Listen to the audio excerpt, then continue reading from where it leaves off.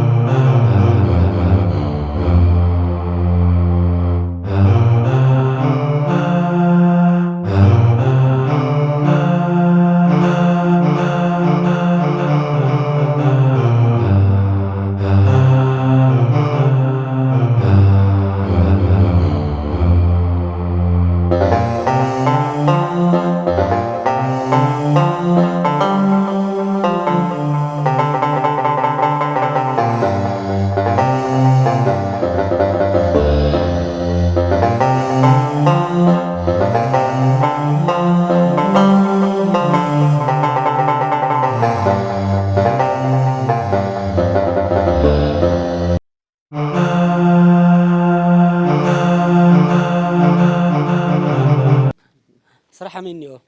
صبوانا سلط لدي صبودي نوداكم دغنا اي نغربي نعيدنا سرح نغربي يا 5 ايوه نيستات خفتات هو نحنا كوا بزح تملاليسنا قدم حزون مص نري نيرنا انا تخاتلتنا خنا لاليوم سلدلنا انا حزون مصينا للنا مو ابي بصحو تاي مسلت وشت استاتينا نار يوم بحار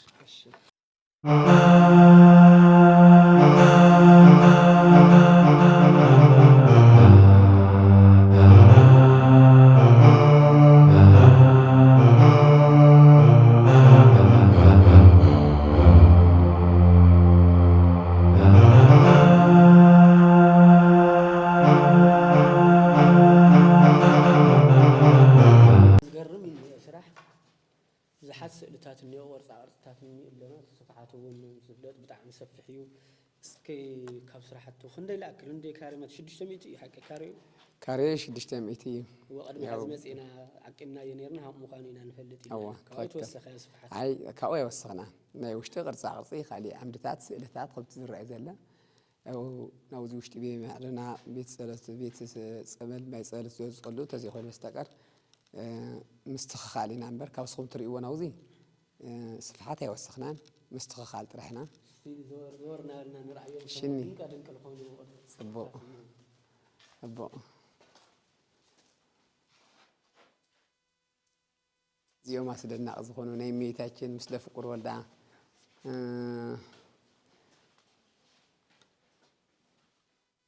ما يكتلم من خيدا ما يجمعو تسرق واسعنها ما تناي سدت ملكت مش جمعو ولدا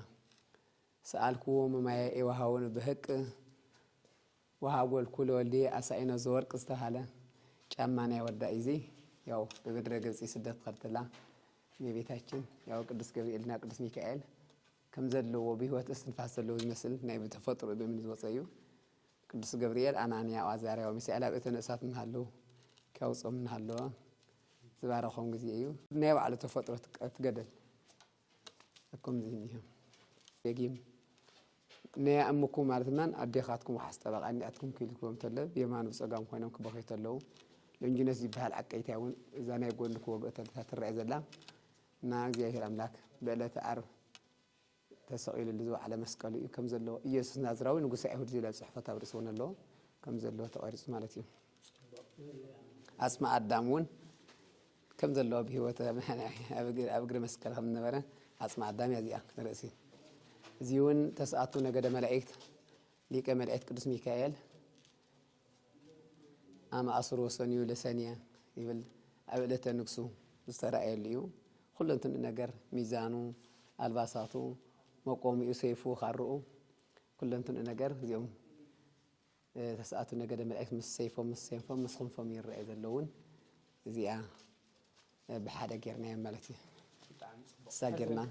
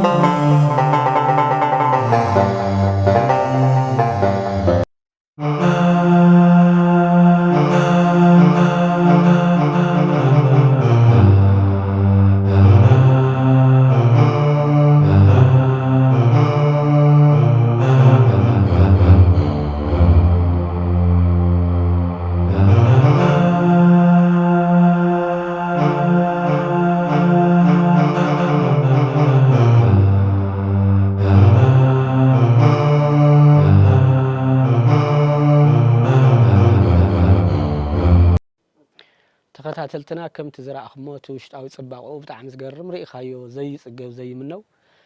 ብዝና ሎም ወለዶ ብባህላዊ መሳርሒ ተሰሪሑ እዚ ዝመስል እጹብ ድንቂ ዝኾነ ቤተክርስትያን ምርኣይ ዝኸብል እዩ ናሎም ኢልካ ንምእማን እውን ብጣዕሚ መስደመም ዝኾነ ይኹን ዳ እምበር በአካል ኣለው መሃንድስ ኮይኖም ልለለው ተማሃሮም አተሓቢሮም ዝሰርሕዎ አባ ወላዲና አባ ወልዳ ሐዋርያት ኣብ ጎኒ ያለው ማለት እዩ ከመይ ሰሪሖሞ ታይ ተጠቂሞም እዮም እዚ ዝመስል ህንጻ ከምቲ ኣቅድማ መእተዊና ዝገለጽናልኩም 600 ካሬ ዝኣክል ካብ ኮሒ ፈልፊልካ ምስራሕ ከቢድ እዩ ሞ ቀደም ታይኑና ብዙሓት ጥንታዊ ቤተ ክርስቲያናት ኣለው ከምቲ ዝገለጽናዮ ከመይ ተሰሪሖም ኩሉ መላእክት ድማ ንጾሞም ካልኦት ተመራመርቲ ሰባት ብቴክኖሎጂ ዝማዕበሉ ዓድታት ድዮም መጽኦም ሃኒጾሞም ልብል ሕቶ ዝፈጥረልና ነበረ ይኹን ዳ እምበር ወለድና ዝሃነጽዎ ምዃኖም ሓደ ምስክር እዚ ሕዚ ዝራእናዮ እዩ بأكل عدلنياتات خوينا ون أولادنا بأكل بعلم الصرحوه بعلم مهندس خوينا مقيسهم الصرحوه خع أقولنا اللون إحنا ون عدلنياتاتنا مسهم زي عينة أبوتات مرخونا أباتي من الوقت تختاتلتنا يدنا ويا نحن أقوى دقاقي من أمسيناسي رئنا يزقون أين منون نمأن لا ترى ترك خيدي اللي في الترحل حرق زي جنات جمرت له أب مأخل تاي عينة مسارح أنكم نري أن يرنامو أنت ختاتلتنا استجلس أقول لهم خمي تاي عينة مسارح تتقيمكم يخمز يهنس أزي صارح خملين كأكتاتلنا وحز وانتا يسترفكم نلون مجرشاون خنا واقعنا مجمر ياجن بخمي صارح خمو تعينت مسارح تتقيم صارح ما أبكيد صراحة تخ تاي المسل تاي لقاتهم خمس أجماعات وون اللولي ولسكي نتختاتلتنا أجلسنا እሺ በስመ አብ ወወልድ ወመንፈስ ቅዱስ አሐዱ አምላክ አሜን ዘላለም ሥላሴ ኮራን አቦታት አበው መነኮሳት ኮራን አበው ካህናት ኮራት አህዋት ላይካን ምስጢር ዲያቆናት ኮራንን ኮራትን መላእ ህዝበ ክርስቲያን አቦታት አዴታት አህዋት አሃት ህዝበ ክርስቲያን በቀዳምነት ተሐድራትኩም ተሐንቀንኩም ተሐንደኸሪንኩም ኳዕ ሰላም መጻኹም ያው ትስራሕኩም ትርእይዎ ዘለኹም ሰራሕናዮ ያው ተናይና እዳው ከም ሃገርና እዳውየን ግን ናይ እግዚአብሔር ኃይል እዩ ትሰራሕናሉ መሳርሕታቱን ያው ባዴላ መጋፍያ ሞደሻ ኩኞ ዝመሰሉ ቦትናይ ባህላዊ ሓፃውንት ናነደልና ናጸረብና ናጫኾርና ኢና ምንም ካልእ ተጠቕምናሉ ኤሌክትሪካት ገለ የለን ዝረዝረ ግን 7-8 ዓመት ዝኣክል ክንሰርሕ ተለና ሰኒ ውዳ እዚአና ብላሕና ብለቆታ መናፍሕ ብናይ ቀደም ባህላዊ እፍ መበሊ ማሽን ይውልን ስውን በዚና ሰርሕና ያው እዚ 600 ካሬ ዝኣክል ክስራሕ ተለ ግን እግዚአብሔር ፈቃድ እዩ ሕማቅ ውን ያጋጠመናን ክንረክብ ተለና ንሰርሕ ክንስእን ተለና ንጽበይ ከም እናበልና ያው ተጓዒዝ ብፈቃድ እግዚአብሔር ኮይና ውዝ በፂሕና ኣለና ኣብዚ ደረጃ ዝበፂሕና ከም ትርእይዎ ኣለኹም ብውሽጢ ወዲና ንደገ ምምፃእ ጀሚርና በርታት በፂሕና ኣለና هو حاجة زنا محارسة تاي مثل نير وزي ما دشا بديلا جخارو ملاكينو خالد قمت لهم بزح مسارح حمل وفلوطيو ومحزور أنا يوم بزح نير وزينا تمل أنا لهم تحاجة ساي مثل سكي حاجزو نحن أنا بزح قرمية أوجنا هم شجر لنا مو هم زر ناونا يبلنا بزح رداتا زمس السجن يري يجرمو 15,000 300 500 ناجري هنا نتوجينا ناخدنا كم قالنا ديجنا دين برت كعد حقنا مسن لأن حدا أي سزيز خون أفتي تخمرني زستودنا تدروي كاو بقى نقدر زمس قرومنا قري رئي مس قرويل ناخد تقعدنا نعمل مجبنا ون ياو تمهارو فلسطي صاون تقولوا شماغلتات أبوتات تكماتات منوكسات يمزقوا تونيرم كاوجن ياو مجبنا ون ياو نفرو تطوي بهالتقرنيا ياو علوه مش عارف فن مالتي سنة تطوات 9 ساعات نعنت أمان كأهم زينا قرنا بفقد እግዚአብሔር بحيل እግዚአብሔር مر بنينا قلوته يتسرحني حزتا زترفنا خيدنا كشاولومي زشجرني إن إلنا ونا أوجنان من الباشنا هين ساعات أبي قدسنا بوتاتنا كسرحت له من خاقات ولا لخانتي والومسي قد يفهم ياخذنا رومي بحال هذا تسونا قرزني እግዚአብሔር حيل سلازخنا بوزح سب كري إلنا أي تصبينا تنخر قد زني هساز في الفيلم مفلفالنا حمد موسى ودينا ምንም እንኳን ታለው ናይ መሬት ናይ ምንጻፋት ናይ خالي ነገራት ታለው እሱ ብግል ዝሰርሕ ሰውን ኩሉ ትዝኸበደና ግን ወዲና አውዝ በሪ እዚ ምስ በጽሐና እንታይ ኢሎምና ቦልዚ ኩሉ በባህላዊ መንበሪ ይኹን ስእሊ ይኹን ማንም ይኹን ኩሉ አረፍት ናይ መቆሙን ይኹን በባህላዊ ስለ ዝሰርሕሞ ኣብ ደገ በጽሕኩም ለአሜራ ከይታቱ ዘመናዊ ከይታቱ ቆርቆሬ ገለያድሊን ኢሎምና ታይዳ ብዕንጨይቲ ብጣውላ ኮይን ክስራሕ ኣለዎ በቃ همتنا يا بوتات نين والدبا نين أكسوم تم عبيت أدبراتنا عبيت قدامات زلوا خم أكون اللو يلومنا زنايت أولا واقع مسئلان تاورا ردنا يوم نحاد مع صوت رح لا خلت مليون نت حملت حدا نحمشان زيول أبدا سلست عبيت برتات اللو بوش ترمان سلست برلو زر كنت أقل الثلثي درجانا شدش تشو 10 مليون نت وجلد زخون خويني لما ورا ردمو نحنا تانقوري الحين تطوع كم نقول عمت جرنا لنا بقى نزي قديفنا أنا بس خالي نيجي كلا نمرت في تكستيان خشعي إيدنا كي يلزب إيدنا خي حنقا نسرح لنا الزجن بقى بزان زيرنا عصنا نايليتي عرفنا نايليتي لو خاخي تزبه لنا أطوا خيا بشكتلنا بيجرك شافيني نحضر لنا حسن برتات شدشت ينمال تنمعصو هو شدشتو بعنصيتي كسرح شدشتي بري بعنصيتي لمنا سلازي زخون تلو حاسيونايو مالت بطعم خويدنا انا مسمعون ግን خالي سب ግን قليل እዩ استولد مؤمن ኢትዮጵያዊ ተሪፉ ብደገ ዘለውን ናይ ክርስቲያን ናይ ቤተ ክርስቲያን ውሉድ ዝኾነ ሓንቲ ፍንስቲራ ሓደ ማዕፀባ ብ3 4 ሰብ ተኻፊሉ ይሰርሕ እዩ ብዝዮ ኢሎምና بተስፋ እንነብራለን حጂ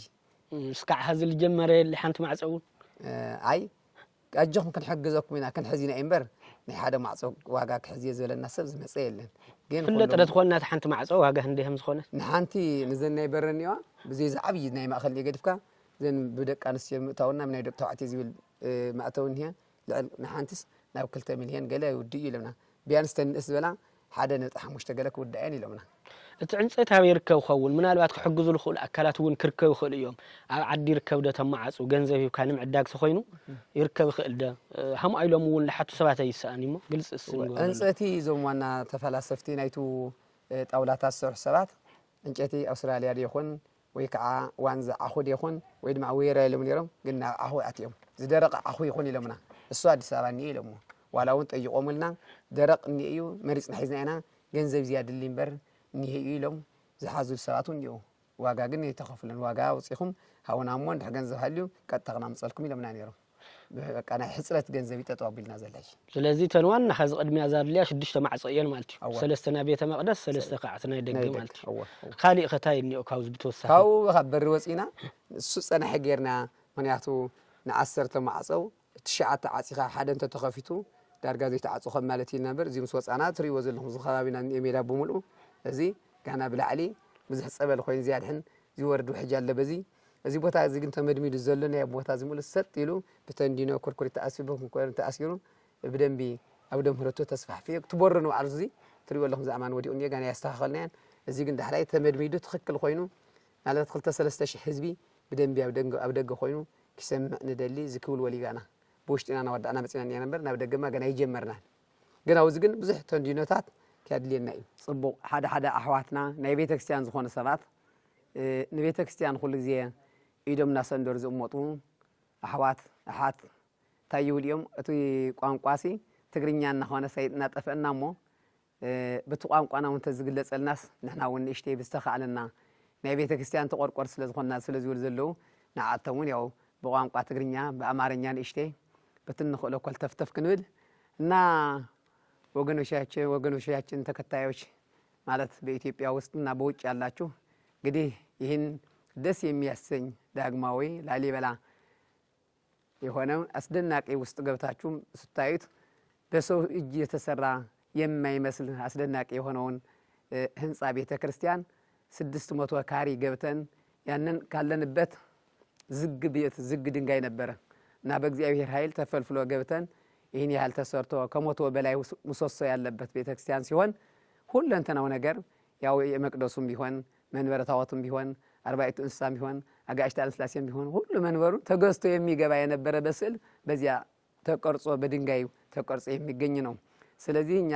ስንሄድ ለ7 ለ8 ዓመት 25 ዓመት የሚያህል ስራ ሰርተን ነበር። አሁን ስንሄድ እኛ የምንሰራውን ጨርሰን በባዴላ በሞደሻ በአንዳንድ ነገር በባህላዊ ስራ ሰርተን ስንመጣ እዚህ ስንደርስ በሩ ስንደርስ እንግዲህ ያው በላሜራ ማይሆንም ቅርስ እንዲሆንልን በጣውላ በእጽ ይሁን በእንጨት ይሁን ስላሉን እኛ አቅም የለንም። ታዲያ ማን ይሰራው ስንላቸው አይ የቤተ ክርስቲያን ተቆርቋሪዎች ሁሉ በውጭና በውስጥ ያሉ ሁሉ ይሰሩታል ስላሉን እንግዲህ ወንድሞቻችን ተከታዮቻችን እንግዲህ ይህንን አይታችሁ የተቻላችሁን ያህል ልታግዙን እስካሁን ርዱን አግዙን አላልንም ነበር። እንግዲህ ከተሰራ ከተጨረሰ ከአንድ ዓመት በላይ አድርገናል። የሌሊት ወፍ እየገቡ እያበላሽት ነው የሚገኛለ። ቅርብ ያላችሁ መጥታችሁ እንድትጎበኙት እንድታዩት፣ ያው በሩቅ ያላችሁን ደግሞ የተቻላችሁን ያህል ለአንድ መዝጊያ 5 ሰዎች 10 ሰዎች እየሆናችሁ ለአንድ ብቻ መዝጊያ ከ2 ሚሊዮን በላይ ይጨርሳል ብለው ስለአወጡልን፣ ስለዚህ እኛ ስለማንችለው ነው ወደ አንተ ወደ ህዝበ ክርስቲያን ምናቀርበውና በትህትና በመንፈሳዊ ትህትና ሆነን ምናቀርበውና አሁን ግን ከዚህ ደርሰናል። እንግዲህ ያው በርቀቱ ናችሁ የተቻላችሁን ያህል እንልካለን ያላችሁ እንደሆነ ያው የአካውንታችን ቁጥር የንግድ ኢትዮጵያ ያው 1013 66 69 69 069 53 ነው። በድጋሚ 1013 69 069 53 ነው አካውንታችን ማለት የዚህ የገዳሙ የዚህ የመድኃኔ ዓለም ገዳም ልናግዛለን ብትሉ አጋጣሚ ያው የተቻላችሁን ያህል ለመሰንዘር በእግዚአብሔር አጋዥነት በድንግል ማርያም አማላጅነት በሩ ያው የደጁም 3 ነው የመቅደሱም 3 ነው 6 ነው በድምሩ እንግዲህ ያው ከ7 በላይ ሚሊዮን ይጨርሳል ብለውናል። ይሄ እንግዲህ አንድ ለሙን ለአንድ ሰው 50 ለሙን ለአንድ ሰው ሸከም ነው ብለውታል። ለ50 ሰው ገይጽ ነው የሚለውና እንግዲህ የተቻላችሁን ያህል እኛ በእጃችን ስለቆፈርና እናንተ ደግሞ በገንዘባችሁ እንድትተባበሩን ከኛ ጋር እንድትሳተፉ በእግዚአብሔር ስም እናመለክታለን። ታትልትና ከምትና ሰማዕኹም ወጸናሕኹም እዚ እጹብ ድንቅ ዝኾነ ቤተ ክርስቲያን 600 ካሬ ካብ ኮሑ ፈልፊሎም ዝሰርሑ ወላዲና እዮም ዝዘዋግዕና ለለው ብጣዕሚ ዝገርም ቅርጻ ናይ ኣሰራርሓ ጥበብ ዝዓረፎ ንምርምር ዝኸውን ቦታ እዩ ተሰሪሑ ዘሎ ከመይ ገይሮም እዮም ተሰሪሖም እንታይ ዓይነት መሳርሒ ተጠቂሞም ናበልና ኣብ ሕቶ ምልክት እንነብረሎም ዝነበርና ውቕራት ገዳማትን ኣድባራትን ብወለድና ዝተሰርሐ ምዃኑ እዚ ሓደ ዓብዪ ምስክር ወላዲና እውን ብኣካል ኮይኖም ኣብዚ ናዋግዑና እዮም ዝርከቡ ትሰርሕዎ ዘሎ ጽባቐ ናመጻኹም ንኽትግንይዎ እግረ መንገድና እናሓበርና ከምቲ ዝገለጽዎ ግን ኣባቴ 6 ማዕጾ እዩ ተሪፉ ዘሎ እዚ 6 ማዕጾ ንሓደ ማዕጾ ናብ ከባቢ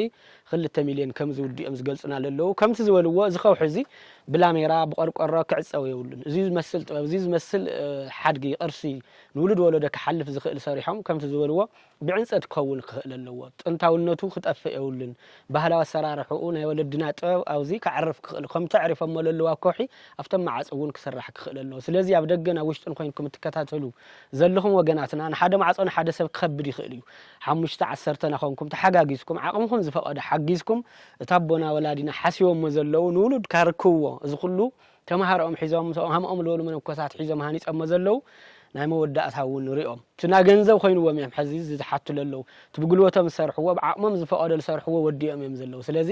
ልዕሊ ዓቕሞም ዝኾነታ ሕዚ ትገንዘብ እዩ ስለዚ ነና ዓቕምኹም ተጠራቂሙ ገንዘብ ነዚ ንምስራሕ ይኸብድ እሞ ኣብ ውሽጥና ኣብ ደገን ኮይንኩም ትከታተሉ ዘለኹም መንፈሳውያን ወገናትና እዚ ንኽትሕግዝዎም እዚ ናይ መወዳእታ ስራሕ ተሰሪሑ ማዕፀውን ኣቢሉ ታወት ኣትዩ ስነ ስርዓቱ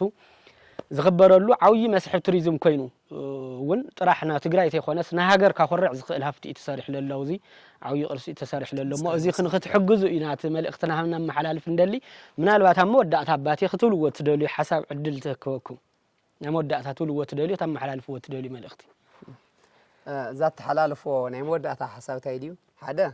ንሕና ክሻውሎሚ ብሕዊና ሰሪሕናዮ ብዙሕ ሰብ ክሪኤልና ምናልባሽ እምኒ ነገር ስለ ዝኾነ እግዚአብሔር ፍቃድ ኮይኑ ብርናይና ዓቕሚ ኣይኮነንዋ ግን በይንትና ክንሰርሖ ንመን ፀኒሕና ሕጂ ግን ህዝብና ሓውና ወገንና ኩሉ ክሳተፍ ማለት ሓንቲ እምኒ ዝደረበ ናብ ቤተ ክርስቲያን ሲ